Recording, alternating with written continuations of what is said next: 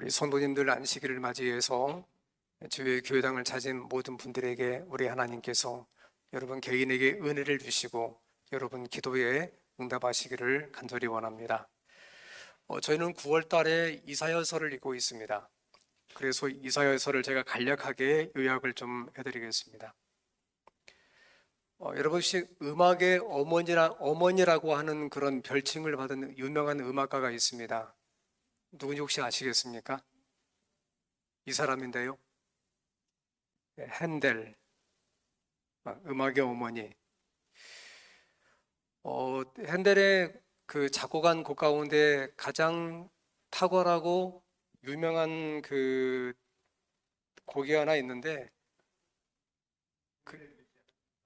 네, 맞습니다. 핸델의 메시아입니다. 잠시만요. 나올려나 모르겠습니다. 잠시만요. 소리가 들립니까? 안 들리죠? 예, 저도 안 들립니다. 제가 준비를 해왔는데 제가 서툴러서 아직 이 부분 나오지 못하겠어요. 1741년 겨울, 핸델은 그동안에 그가 쌓았던 명성과 재정을 한 번에 잃습니다. 그리고 그의 건강도 악화됩니다. 자기 인생 가운데 가장 높은 곳까지 올라갔다가 그가 가지고 있는 모든 것들이 짧은 기간 내에 완전히 사라지게 되죠. 그의 인생은 행복하지 않았고 겨울은 추웠고 그리고 동시에 자기 인생은 불행했습니다. 그러다가 그가 어떤 이유 때문에 이사야서 9장 6절을 그가 읽게 됩니다. 이는 하나님께서 우리에게서 낳고 한 아들을 우리에게 주신 바 되었는데 그의 어깨에는 정사를 메었고 그의 이름은 기묘자라 모사라 전능하신 하나님이라 영존하시는 아버지라 평강의 왕이라 할 것임이라. 이걸 바탕으로 해서 핸델이 한 2시간 남짓 굉장히 긴 곡을 하나 작곡합니다. 그게 아까 말씀하신 핸델의 메시아입니다. 이사야서는 따라서 핸델과 관련 있는 그런 책입니다. 이사야서는 66장으로 되어 있습니다. 놀랍게도 전반부가 39장까지 되어 있고 후반부가 나머지 66장까지 있습니다. 이것은 구약 성경의 39권 그리고 신약 성경이 27권인데 이사야서도 전반부는 39권, 후반부는 27권 해서 66권입니다. 이사야는 여호와는 구원이시다 그런 뜻입니다. 그리고 신약 성경 가운데서 가장 많이 인용되는 두 성경책이 있는데 그 가운데 하나가 이사야, 두 번째가 시편입니다. 그래서 성경을 보다가 신약 성경 가운데 여러 인용 그 성경 말씀 가운데에서 한 서너 개 찾으면 그 가운데 한 3분의 1에서 40%는 이사야가 기록한 글이라고 보시면 되겠습니다. 가장 분량이 가장 많습니다. 그래서 분량이 많아서 그냥 대선지서에서 이사야서는 대선지서에 속합니다. 이사야서를 읽다 보면 중간에 길을 잃을 가능성이 있습니다. 분량이 많기도 하고 거기에 관련된 즉 예루살렘과 유다 외에도 다양한 나라들과 관련된 국제 정서의 혼란기에 기록됐기 때문입니다. 그러니까 정세가 변하면서 옆에 있는 두 나라가 동맹을 맺고 나머지 한 나라를 공격하기도 하고 오늘의 동지가 내일의 적이 되어서 또 다른 양상으로 이것이 확전되거나 전환되기도 하고 따라서 이사야가 살던 그 당시의 국제 정세에 어디에 어떤 선택을 하는가에 따라서 국가의 흥망성쇠가 좌우될 만큼 이런 것들은 이사야서에 자세하게 나와 있습니다.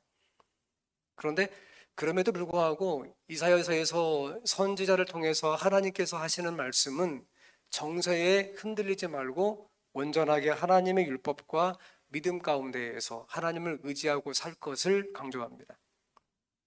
이사야가 사역하고 있을 때에 남유다의 선지자거든요.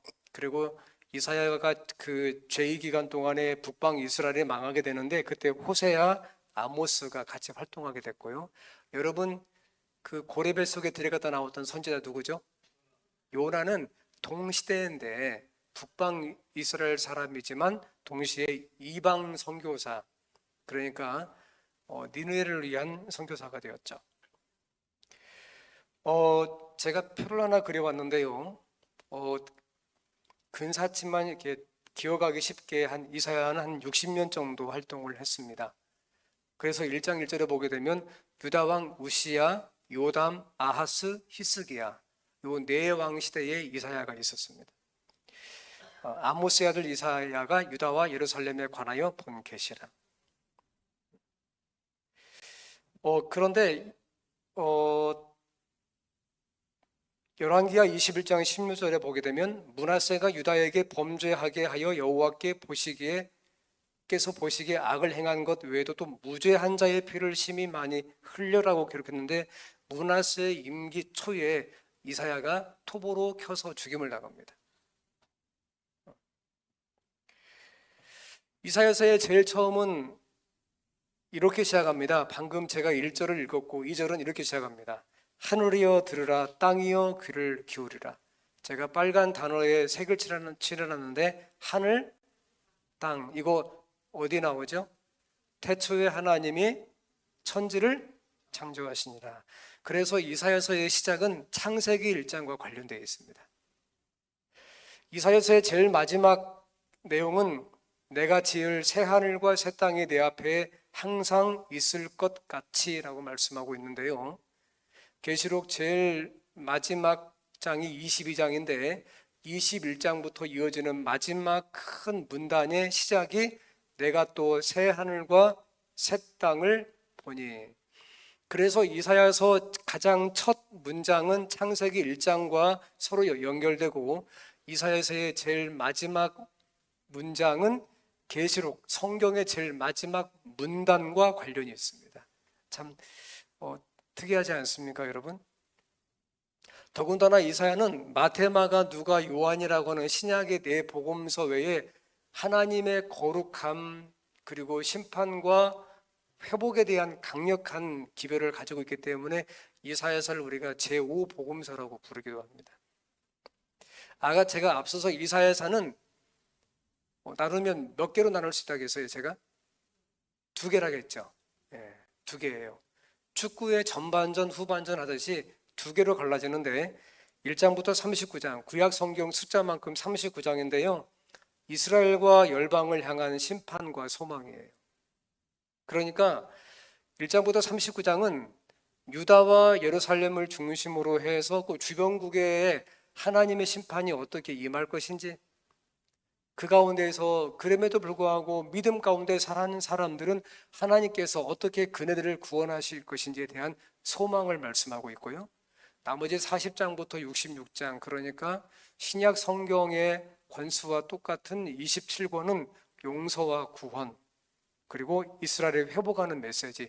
여기서 이스라엘은 국가적으로도 의미하기도 하지만 실제 적용 부분에 있어서 하나님을 신실하게 믿는 그런 신자들을 하나님께서 궁극적으로 어떻게 회복하실 것인지, 그 사람의 인생의 모습과 상태가 어떠하든지 그네들이 하나님을 믿었을 때에 하나님께서 어떻게 회복하실 것인지에 대해서 기록하고 있습니다. 근데 이걸 제가 이렇게 나눠볼게요. 이제 제가 전반전, 후반전 아저씨 두 개로 나눠진다고 했는데 실은 전반전과 후반전 사이에 하나가 더 있긴 해요. 짧은 이야기예요. 그러니까 1장부터 39장까지 있는데 36, 37, 38, 39는 실은 한 사람 이야기하고 있어요. 히스기야. 아까 제가 그랬죠? 네 왕 시대에 이사야가 섬겼는데 마지막 히스기야. 그래서 1장부터 35장을 나눌 수가 있고요. 이때는 아하스라고 하는 그런 왕, 히스기야의 아버지죠. 그리고 그의 아들인 히스기야가 한 4장 정도. 그리고 히스기야가 죽고 난 다음에 그 다음은 40장부터는 미래에 있을 소망, 하나님의 회복, 거기에 실은 예언도 들어가 있습니다. 비근한 예로 이사야서 44장 마지막 문단과 45장 1절에는 고레스라고 하는 특별한 사람의 이름이 기록되어 있습니다. 그런데 거기서 말한 고레스는 여러분과 제가 알고 있는 바벨론을 멸망시킨 페르시아의 왕, 그리고 그 역사에서는 신바빌로니아를 멸망시킨 페르시아의 왕으로 그렇게 우리가 사회에서 보는 일반적인 그 세계사 책에 나오는데, 그 고레스, 다른 말로 우리가 사이러스라고 하죠. 그 고레스. 그 고레스인데 이사야가 이사야서를 기록하실 때는 고레스가 세상에 등극하기 150년 전이었어요. 그러니까 고레스가 세상에 등장하기 150년 전에 이사야는 40장 이후부터 이스라엘 민족과 하나님을 믿는 그런 신자들을 위한 하나님의 그 구원과 회복에 대해서 기록하게 되면서, 장차 바벨론 나라가 멸망하고 난 다음에 하나님께서 당신의 백성을 가나안 땅으로 다시 돌아오게 하실 때는 고레스라고 하는 어떤 한 목자라고 지칭한 사람을 통해서 회복할 것이라고 하셨는데, 그게 여러분 고레스가 태어나기 150년 전에 기록했다는 거예요. 우리가 이런 것들을 예언이라고 하죠.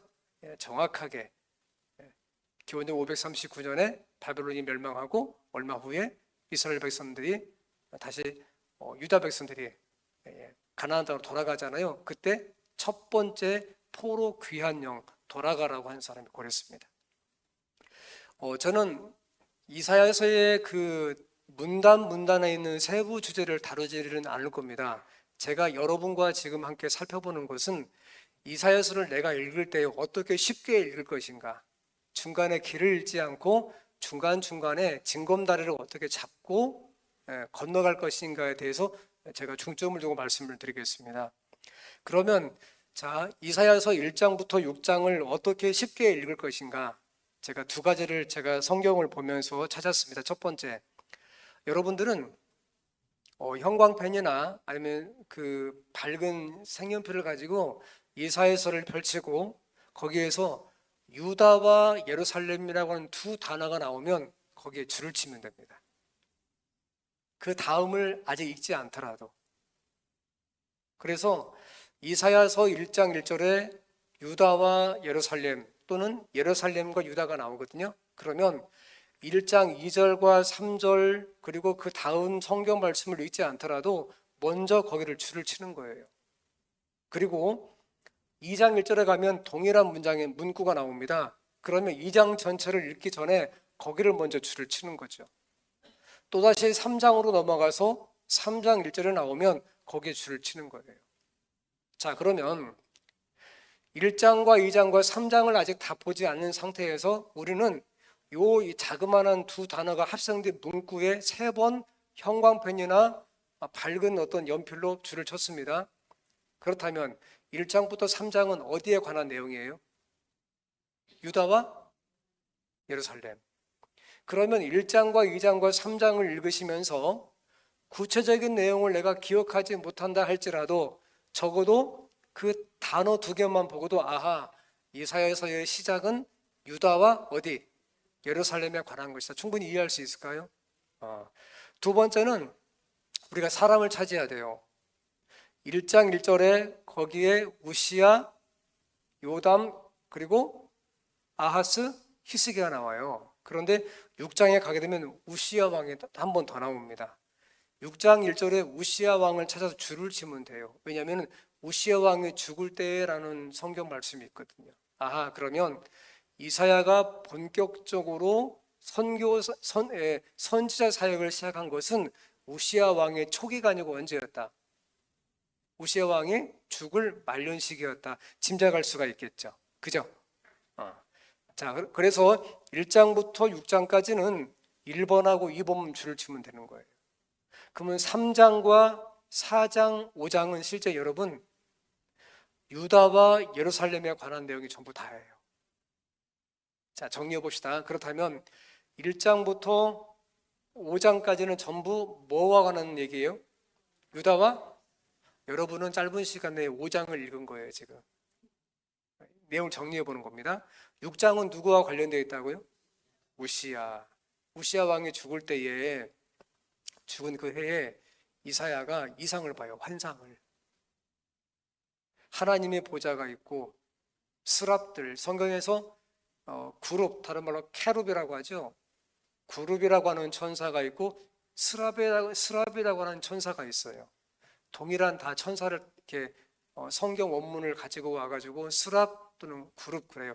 여러분 그룹과 스랍의 가장 큰 외형적인 차이가 뭔지 아세요 혹시? 뭘 것 같아요? 목사님 이번에 그런 것이 혹시 그 퀴즈대에 나왔나요? 그런 거 안 나오죠? 예. 스랍도 천사고 그룹도 천사예요. 그룹은 조금만 더 크게요. 다시. 그룹은 그룹은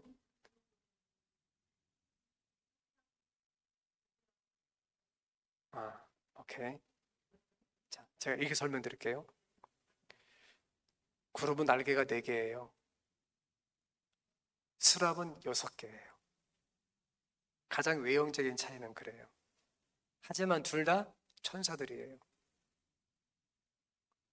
하지만 천사들의 그룹이 날개가 2개 있든지 4개 있든지 6개 있든지 큰 차이가 있나요? 그러질 않아요. 그룹은 일반적으로 하나님의 보호자를 수종드는 천사들을 가리켜 말해요.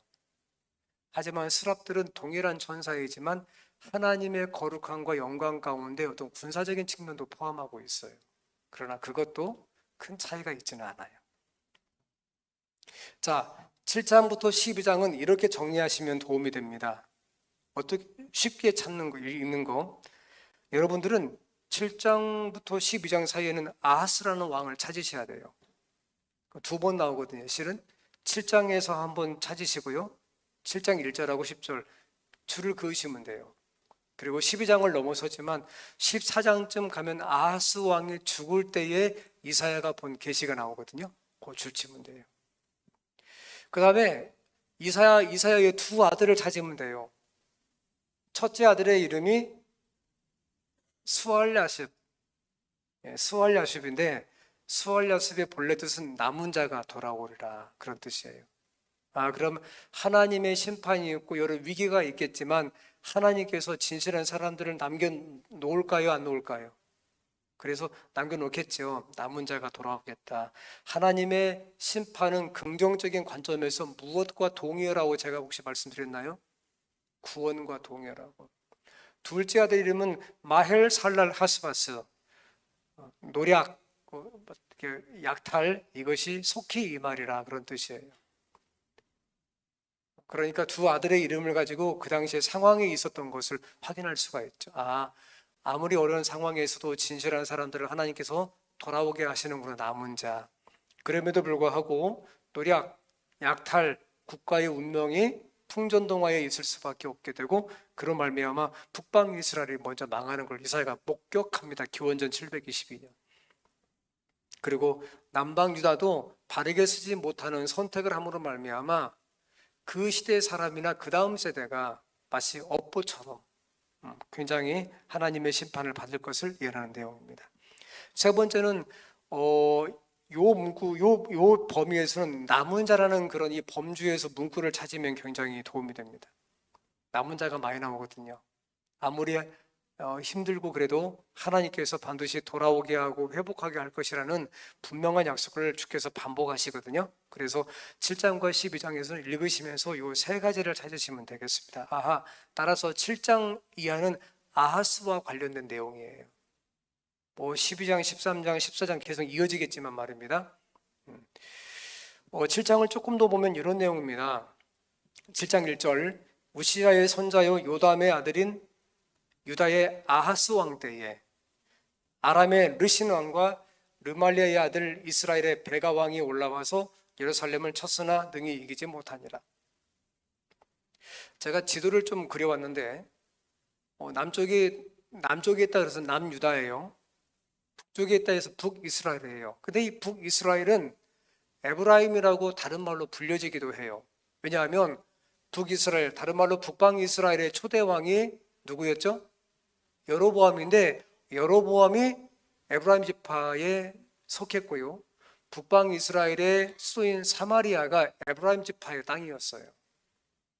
그래서 상징적으로 10지파가 있었지만 어떤 경우에 북이스라엘, 다른 말로 에브라임이라고 부르는 경우가 간혹 있어요. 남쪽은 예루살렘을 중심으로 있었지만 유다 지파와 베냐민 지파가 있었는데 유다 지파 땅이다 보니까 그냥 남유다라고 불렀죠.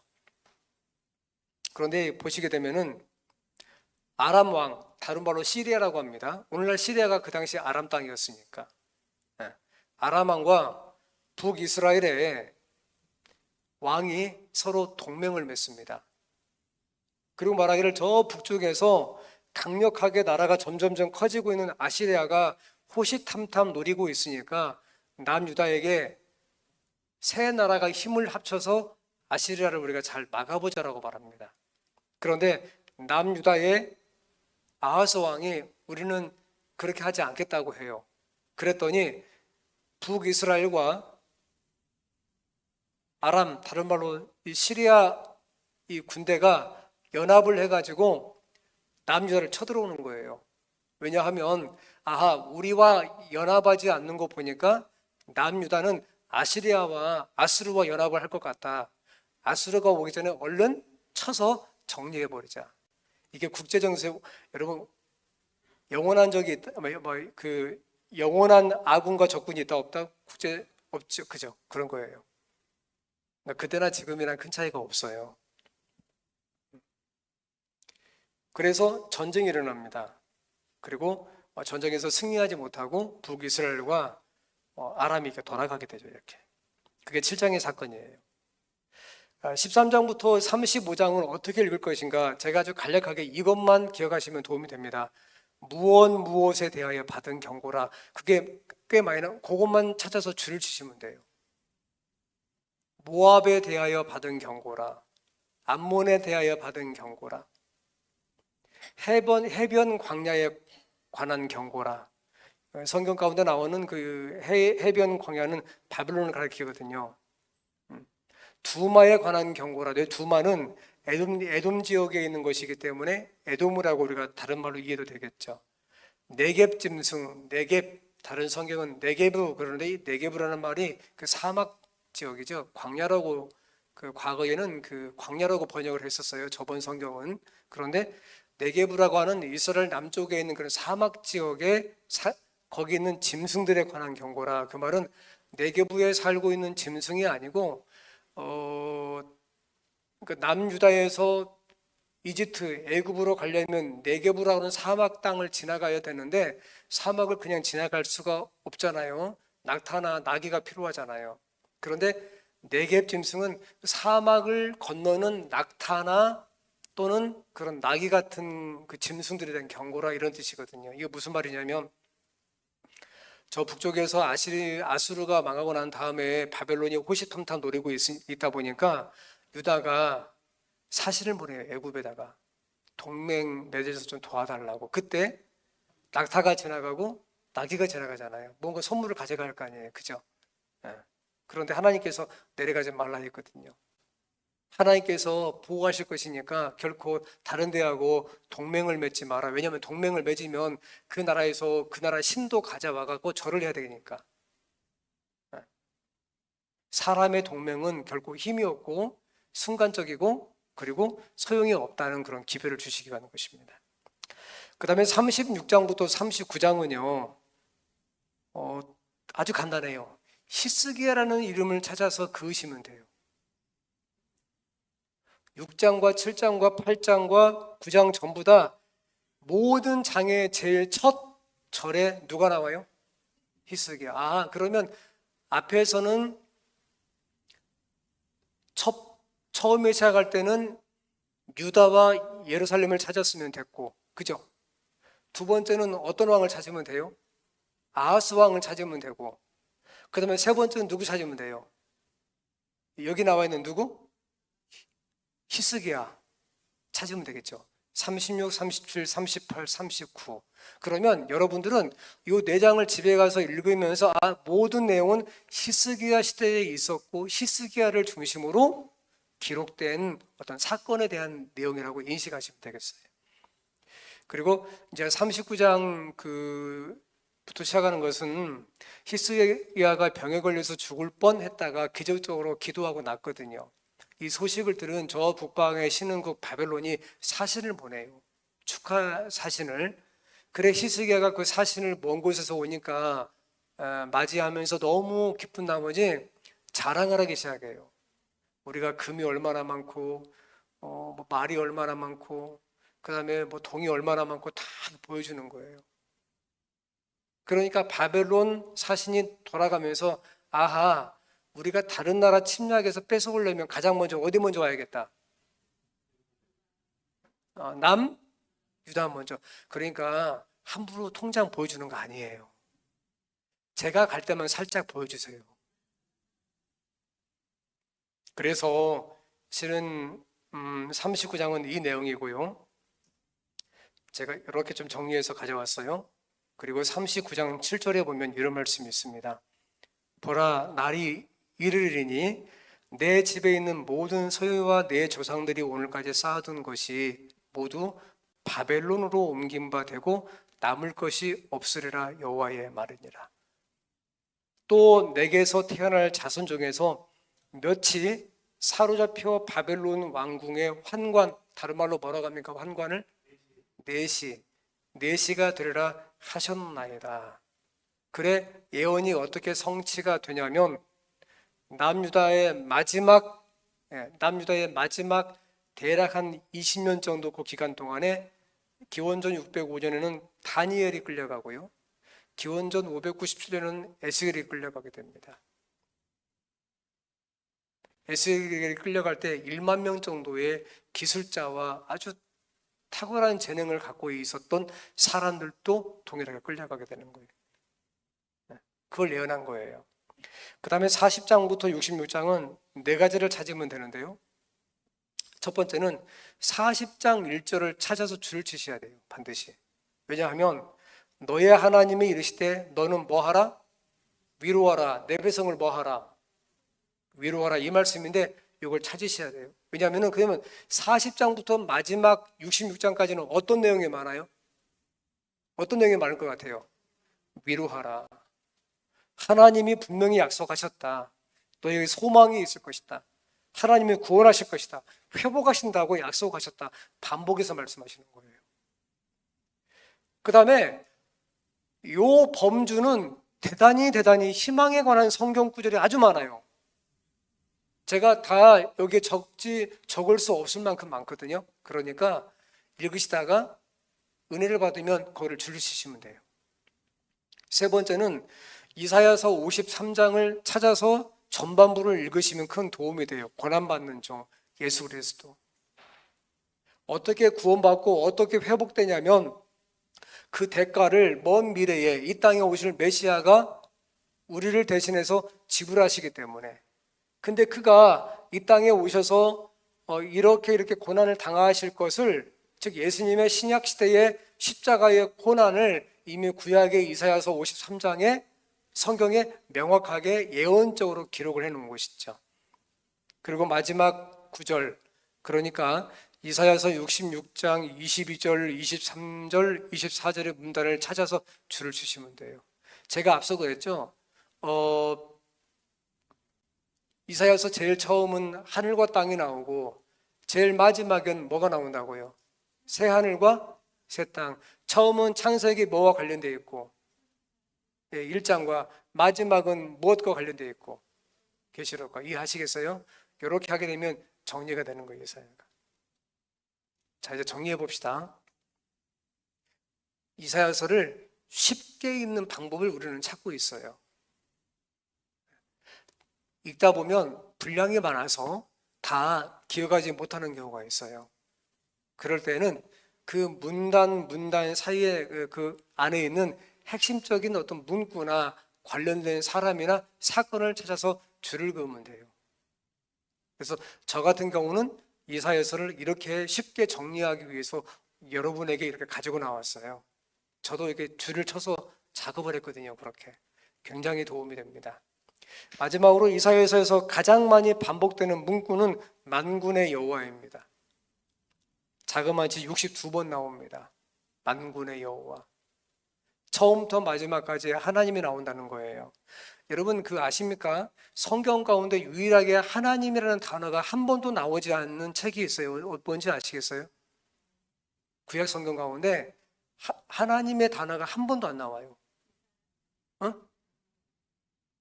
이사야 62번 나온다고 했잖아요. 에스더는 나오지 않아요.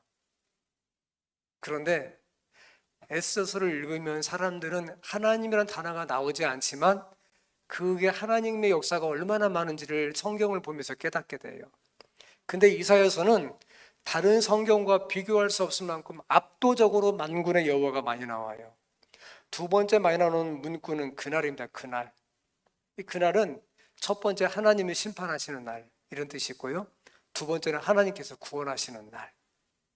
그래서 성경을 읽으시다 보면 그날 나오면 쭉 그 다음 문구가 나오고요. 또 그날 나오면 그 다음에 쭉 다음에 문단이 나와요.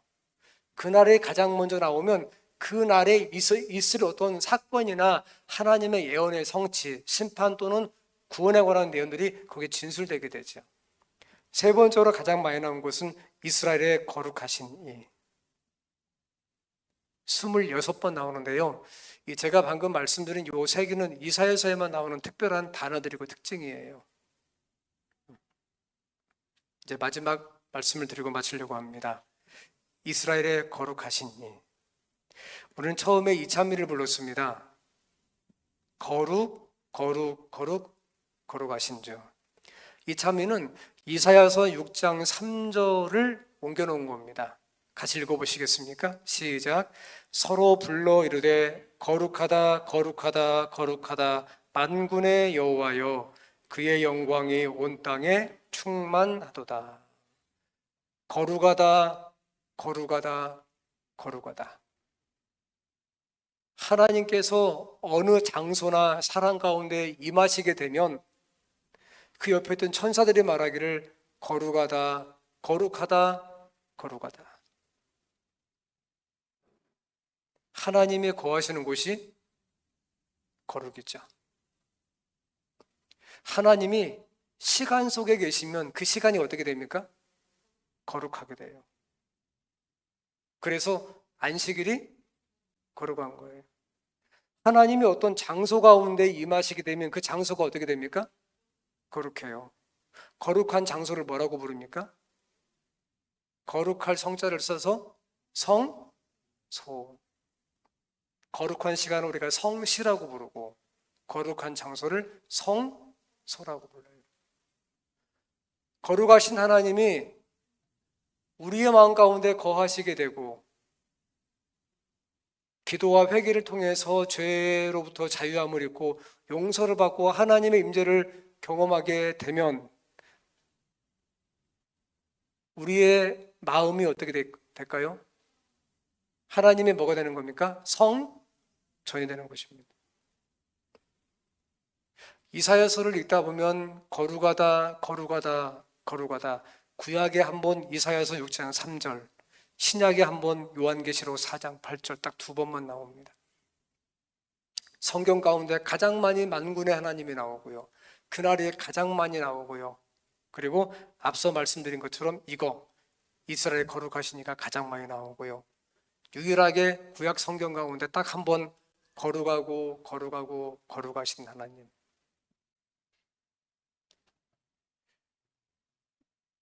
유다와 예루살렘을 포함해서 모든 것들을 심판하시되 진실로 회개하고 하나님을 영접한 그 모든 사람들을 거룩하게 하셔서 그들을 회복하시고 구원하실 하나님. 그래 이사야서의 가장 중요한 주제 가운데 하나가 뭐냐면 여호와께 돌아와라. 우리 하나님께 돌아오라. 55장 7절 이것입니다. 성도 여러분,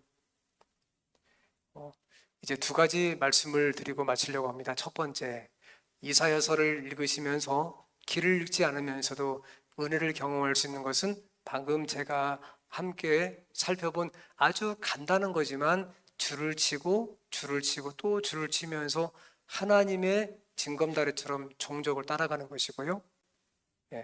두 번째는 여호와께 돌아오라, 우리 하나님께 돌아오라 그 말씀처럼 실제 우리 삶 가운데 하나님의 임재를 위해서 기도하고 아울러 이사야가 하나님의 임재를 경험하면서 그 가운데 이런 놀라운 말씀을 기록했던 것처럼 우리 역시 기도하고 은혜 받으며 하나님을 경험하면서 하루살이처럼 하루하루 살아가는 우리에게 있어서 아무쪼록 하나님이 여러분의 개인의 삶을 인도하시는 그런 역사가 있기를 간절히 바랍니다.